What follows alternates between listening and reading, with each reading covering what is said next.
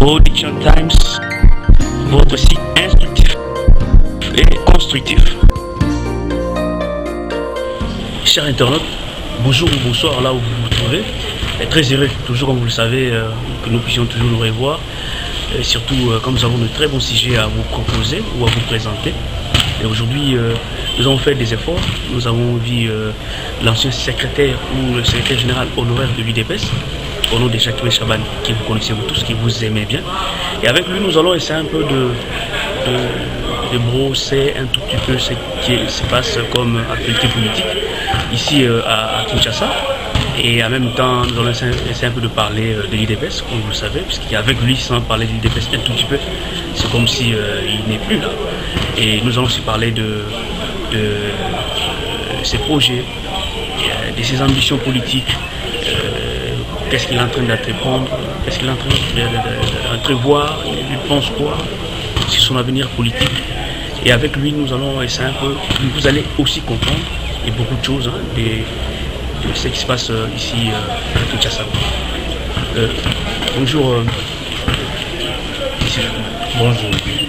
Nous sommes venus vers vous, moi, puisque vous savez, avec votre pertinence, votre intelligence, votre sagesse également, surtout votre discrétion, nous le savons bien. On voulait ici un peu parler un peu de tout ce qui se passe ici à Kinshasa. Vous savez, comme moi, aujourd'hui, nos provinces vont quitter de 11 à 26. Et quelle lecture faites-vous? Est-ce que vous êtes d'accord ou quelle analyse faites-vous par rapport à cette précipitation? Parce que beaucoup de gens disent que c'est une précipitation. Oui, effectivement, c'est une précipitation. Sur le plan des principes, je crois que la réflexion a déjà été faite sur cette question dans plusieurs forums, à la conférence nationale souveraine, au dialogue intercongolais. Et c'est une exigence constitutionnelle. Donc la nécessité de cette décentralisation a été démontrée et prouvée comme il se doit. Mais nous savons tous que cette exigence-là devait se préparer et se mettre en application dans les normes. Actuellement, nous sommes en train de vivre cela comme étant un atout ou un piège politique mis en place devant notre pays pour piéger non seulement tout le processus électoral en cours, mais aussi empêcher ou retarder le départ de M. Kabila qui doit nous quitter incessamment. Donc pour vous, c'est un piège en fait? Oui, c'est une astuce politique. C'est une astuce politique qu'on devra nécessairement contourner parce que le pays n'est pas prêt à cette décentralisation. Il n'est pas prêt à plusieurs égards. Il n'est pas prêt sur le plan politique. Il n'est pas prêt sur le plan financier et économique. Il n'est même pas prêt sur le plan administratif. On peut vous donner plusieurs exemples. Ces provinces-là auront même des difficultés non seulement à installer leur administration sur le plan financier, mais aussi sur le plan des infrastructures. Ça doit être accompagné de plusieurs autres domaines complémentaires, comme sur le plan judiciaire, les cours et tribunaux. Nous ne serons jamais dans la capacité de les mettre sur pied. Surtout qu'on veut le faire à la veille des élections, quand il faut s'imaginer le contentieux électoral géré par les tribunaux de paix, par les cours d'appel et les TGI, vous comprenez qu'on va tout droit vers un mur.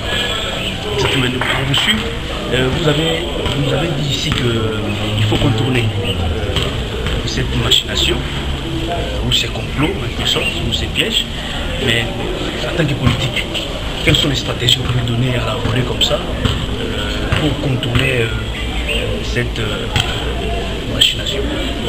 Bon, malheureusement, nous avons en face de nous un régime dictatorial qui ne comprend qu'un discours fort et ferme. Comme cela a été fait en janvier 2015, lorsqu'il y avait un débat sur la loi électorale, je crois qu'une fois de plus, pour cette question-là, mais aussi par exemple pour la question du calendrier électoral qu'il faut nécessairement réajuster, pour sur la question du fichier électoral qu'il faut nécessairement corriger, il n'y a que la rue qui peut faire passer le message et nous apporter les résultats escomptés. Donc nous, acteurs et leaders politiques, nous avons le devoir de mobiliser, de sensibiliser la population congolaise pour qu'elle récupère ses responsabilités et fasse en sorte à ce que nous puissions recadrer ces questions. Donc c'est une balle lancée à tout le monde, les acteurs politiques, c'est tous ceux qui ne veulent même pas de cette décentralisation. Vous puissiez parler à la population fait récupérer aussi la situation et ils vont changer des décisions. Mais M. Jacques May, je vois vous sans ignorer qu'il y a une histoire de mort ou des fausses communes. À un moment donné, le ministre de la Justice a parlé comme si c'était des tombes communes. Et bon, dernièrement, il y a encore d'autres morts. Cette fois-ci, on nous les a montrés dans des cercueils. Nous avons montré des corps, bien sûr, mais nous avons vu des cercueils. On devait aller enterrer dans des fausses communes, bien sûr. Mais cette histoire a défrayé la chronique, soit ceux qui sont au pouvoir, qui sont des familles, de leur manière, de leur façon. La population, vraiment une frange, une bonne partie de la population n'était pas d'accord de ce que ceux qui sont au pouvoir ont dit. Mais quelle est votre lecture? Est-ce que c'était réellement comme c'est des partis, comment on appelle ça, société civile, on dit que ce sont des histoires où des gens qu'on avait tués au mois de janvier. Est-ce que pour vous, faites la même lecture Bon, c'est une question de justice. Et dans le cas d'espèce, c'est même une question de violation des droits humains. Le pays a des lois. En cette matière-là, qui concerne l'inhumation des personnes, il y a eu toute une législation. Et je crois que le constat a été fait. La législation ou la loi en cette matière-là a été violée par des personnes revêtues d'une autorité administrative et politique. Donc il est important qu'une enquête soit faite pour éclairer l'opinion, mais aussi pour sanctionner les fautifs. Maintenant, là où je crois qu'il y a davantage d'interrogations qui se posent, c'est que nous savons que dans un passé très proche, au mois de janvier, bon nombre de nos concitoyens ont été abattus au cours des manifestations du 19 janvier, 19, 20 et 21. Ils ont été abattus, leur corps a été emporté, et jusqu'à présent, et les familles, et les différentes organisations de la société civile et partis politiques qui étaient derrière ces dossiers, nous ne savons où ces corps-là ont été emportés et ont été enterrés. Donc, il y a un questionnement autour de ce dossier-là. Nous-mêmes, à l'UDPS, en 2011, au cours de certaines de nos manifestations de campagne électorale, nous avons eu à perdre certains de nos compagnons de lutte. Et leurs corps nous ont été ravis pendant que nous étions en train de faire des deuils. Je me rappelle de Junior Gamake, de Polo, on va me revenir. Mais nous avons perdu comme ça, en plein deuil, au moins 6 corps, emportés par des hommes en uniforme, par des officiers de la police congolaise connus. Et jusqu'à présent, et les familles de nos compagnons de lutte, et l'UDPS, le parti politique, nous ne savons.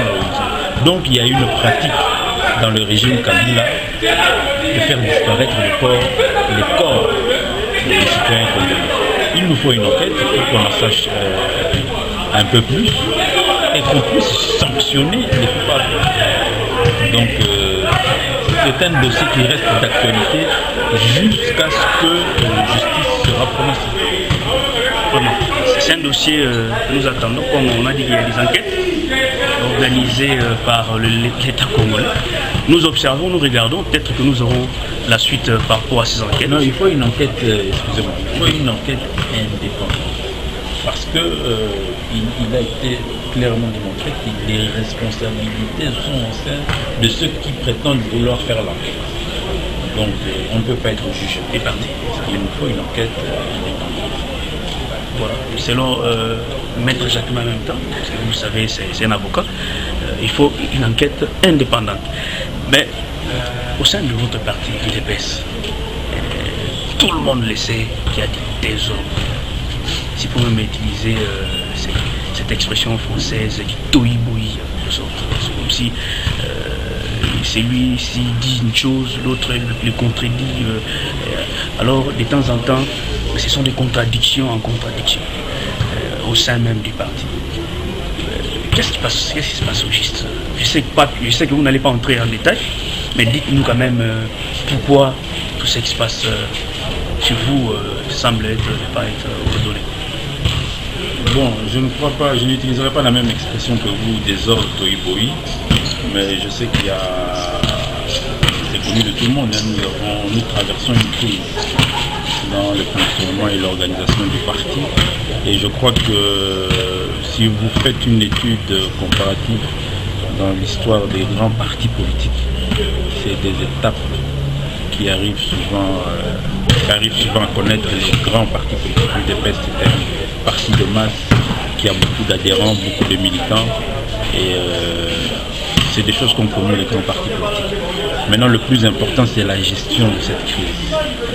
Je crois que l'opinion se pose la question de savoir si nous serons en mesure de résoudre le plus rapidement cette crise. C'est vrai, malheureusement, c'est quelque chose que nous traînons avec nous depuis un peu plus de 2 ans, mais je crois qu'il faut rester confiant. C'est pas l'occasion ici pour entrer dans les détails, mais je crois que les uns et les autres, nous sommes tous interpellés par cette situation-là. Des réunions se passent par-ci par-là pour trouver la solution. Je suis convaincu qu'on va la trouver. C'est une crise qui peut se résumer, à mon avis, dans un déficit de démocratie interne. C'est une question de gestion, d'organisation d'une association politique. Et je crois savoir que les membres de l'UDPS sont suffisamment matures pour régler cette question-là.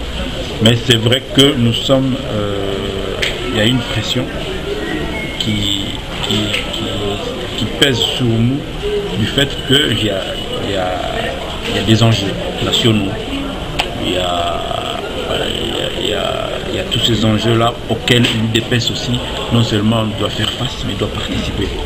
Et pour permettre à l'UDPS d'y participer, il est important qu'elle règle d'abord toutes ces questions qui l'arrangent. Donc moi, comme tout le monde, je croise des doigts, je touche du bois et j'espère et je reste confiant pour que nous puissions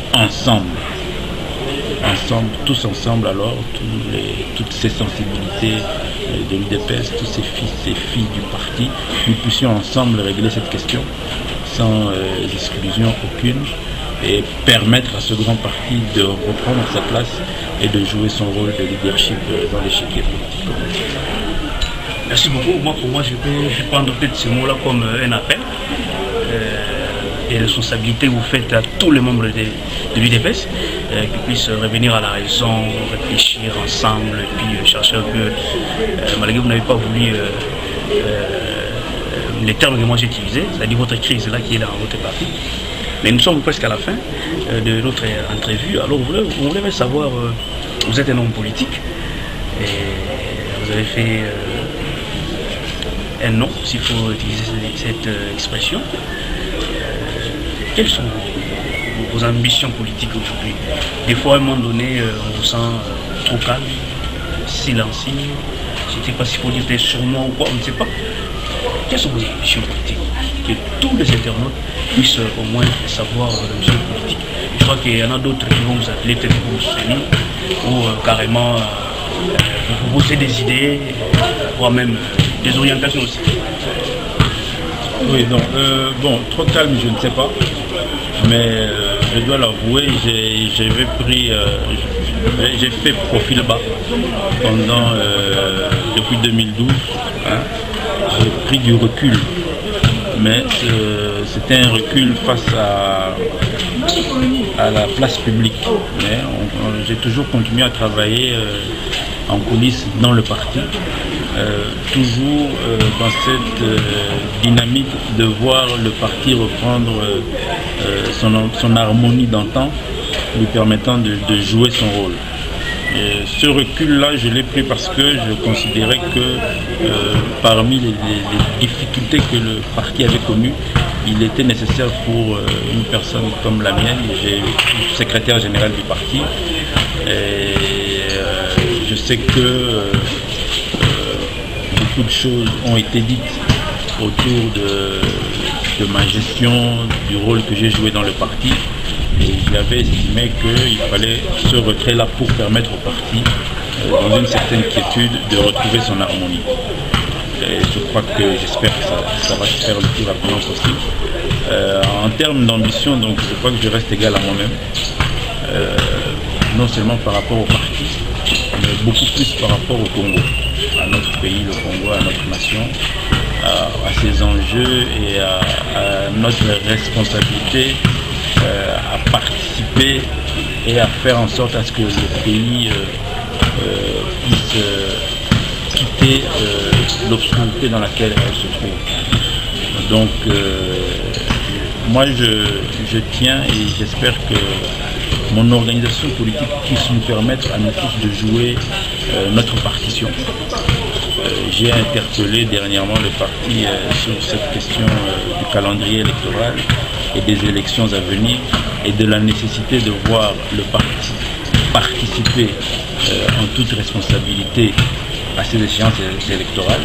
J'espère que le leadership actuel du parti ne traînera pas à prendre cette responsabilité. Mais déjà, le secrétaire général actuel, lui, il a un autre langage par rapport à votre vision, par rapport à la vision même de M. Félix. Bon, c'est ça toute la crise que connaît le parti. Et c'est toutes ces questions que nous devons régler tous ensemble. Elles ne sont pas l'apanage d'un individu, soit-il aujourd'hui secrétaire général. Je crois que le secrétaire général doit aussi considérer qu'il fait partie du problème actuel du parti. Et cela devrait l'appeler à avoir de l'humilité pour régler des questions d'importance, de cette importance. Moi, ma réflexion m'amène à partager avec les membres du parti sur la nécessité de voir le parti participer aux élections. J'espère que cela sera fait de la façon la plus officielle possible et dans un exercice inclusif de tous les membres. Sinon, je crois que les uns et les autres seront obligés de prendre leurs responsabilités. Moi, j'ai eu une très bonne expérience en 2011 à travers les élections législatives nationales au Moamba. N'eût été le hold-up électoral, je crois que le résultat aurait été différent, mais c'était une très bonne expérience que j'ai eue avec les électeurs du Moamba et c'est une expérience que je compte renouveler au cours des prochaines élections. Je l'espère bien sous les couleurs de mon parti. Sinon, en homme politique responsable, on les verra les options qu'il faudra lever. Merci beaucoup à vous, M. Jacquemain Chabani. Merci à tous les internautes qui nous ont suivis. Au moins, vous puissiez avoir un mot de clôture par rapport à notre entrevue. Et carrément, nous allons remercier Séguin. Non, merci à vous d'avoir pensé à moi et puis mes encouragements à tout le monde. Il ne faut pas désespérer, c'est un travail de dur laboureur que nous avons entrepris ensemble. Il faut qu'on y aille jusqu'au bout. Et nous sommes très proches de la victoire, donc comme on dit chez nous, tenons bon. Merci. Tenons bon, proche de la victoire, comme l'a dit le secrétaire général honoraire, Jacquemain Chabani. Nous sommes très heureux que vous avez suivi cette interview que nous avons fait avec M. Jacquemain, le maître Jacquemain, et très content qu'il a réfléchi ensemble avec vous. Merci. Qu'est-ce que nous pouvons encore dire de plus? Santé les faire à vous. Ciao, ciao, ciao, ciao, ciao. Merci.